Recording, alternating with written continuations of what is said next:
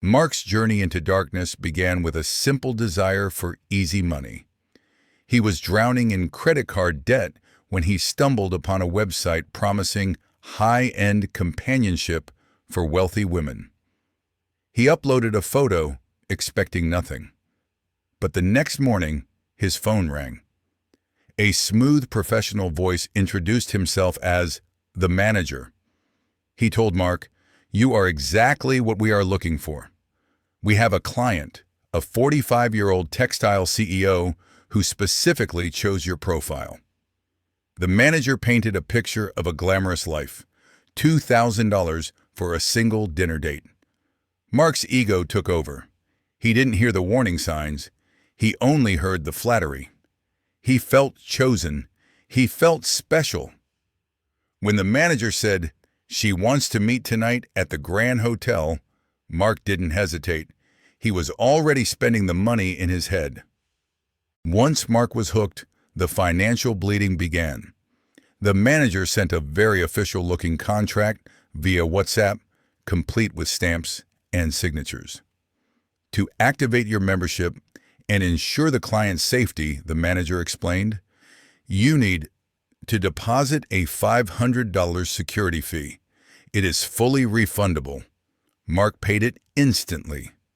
But 10 minutes later, the phone rang again. "There is a small issue, Mark. The client is paying in foreign currency. You need to pay a 1,000 exchange rate tax so we can release her payment to you." Mark hesitated. That was his rent money. But the psychological trap of sunk cost fallacy kicked in. He had already paid $500. If he stopped now, he would lose it. So he borrowed money from a friend and sent the $1,000. He told himself it was an investment. In reality, he was throwing his money into a fire. To crush any remaining doubt, the scammers played their MasterCard. The manager sent a screenshot of a hotel reservation confirmation. Room 402, reserved for Mr. Mark and guest. The manager said confidently, "If you don't believe us, call the hotel." Mark called. The receptionist confirmed, "Yes, sir. We have a reservation under your name." Mark was relieved. It was real. He felt ashamed for doubting them. What Mark didn't know was that the scammers had booked the room online using a stolen credit card or a pay-at-hotel option. The booking existed, but it wasn't paid for. The manager asked for one final guarantee deposit of $1,500 to ensure Mark showed up. Now fully convinced by the hotel call, Mark drained his emergency savings and sent the last of his money. Mark arrived at the luxury hotel. He felt like a movie star. He checked in, and the front desk asked for his card for incidentals. He sat in the lobby bar, ordered an expensive whiskey to calm his nerves, and waited. 8 p.m. came and went. 8:30 p.m., he texted the manager. Unread. 9 p.m., he called the number. "The subscriber you have reached is unavailable." The silence was deafening. He looked around the lobby. He saw happy couples, business people, tourists. Suddenly, he felt small. He felt foolish. The illusion of the high-end escort life shattered. There was no CEO. There was no date. There was only him, sitting alone in a suit, realizing he had been played like a fiddle. The nightmare wasn't over. A hotel manager approached Mark with a serious expression. "Sir, the credit card on file for this reservation was declined. Since you checked in, you are responsible for the room rate." Mark froze. He wanted to scream. He wanted to say, "I was scammed," but he couldn't.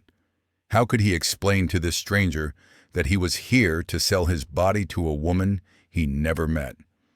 The shame locked his throat. Defeated, Mark pulled out his own credit card. He paid $400 for a room he never stepped foot in. He paid for the drinks. He walked out of the revolving doors into the cold night, having lost $3,000 to the scammers and another $400 to the hotel. He was financially and emotionally bankrupt. Mark thought he hit rock bottom, but the scammers had shovels. Just as he was walking to the subway, his phone buzzed. It was a WhatsApp message from a new number. "We know your real name. We found your Facebook. We know your wife Sarah and your boss at the accounting firm." Then a screenshot appeared, his profile photo next to a fake Gigolo application form. The message read, "Send us another $2,000, or we send this to your wife and your boss." Mark's vision blurred. His heart started pounding like a hammer against his ribs. The stress of the financial loss, combined with the terror of his life being destroyed, was too much. He couldn't breathe. His chest tightened.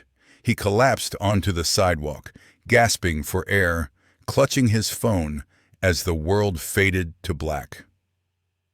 The ambulance sirens wailed, but the scammers didn't care. They had already moved on to the next victim.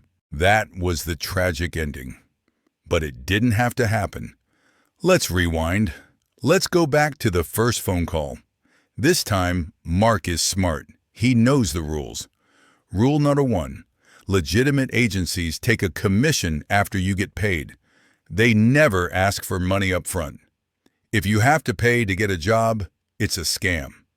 Rule number 2, when they ask for an insurance deposit, Mark hangs up immediately.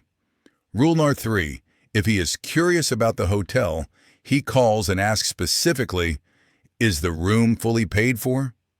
When the hotel says no, he knows it's a trap. And most importantly, rule number 4, if they threaten blackmail, Mark does not pay. He knows that paying only leads to more demands.